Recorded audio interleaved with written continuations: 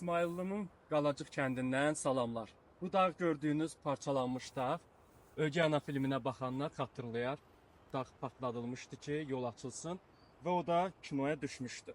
Və həmin kinoda bizim İsmaillının itburnu meyvəsindən söhbət gedir. İtburnu meyvəsinin sezonu deyil deyə mən sizə bu formada göstərə biləcəm. Əslində itburnunun çiçəyi də faydalıdır, meyvəsi də faydalıdır. Hər ikisi dəmlənilir. Gün ərzində 2 dəfə içilir. Yaxşı sidik iltihabını götürən, ümumi iltihabı götürən soyuq dəymə əleyhinə ən yaxşı bitkilərdən sayılır. Vitamin C deyəndə itburnu meyvəsi yadımıza düşür.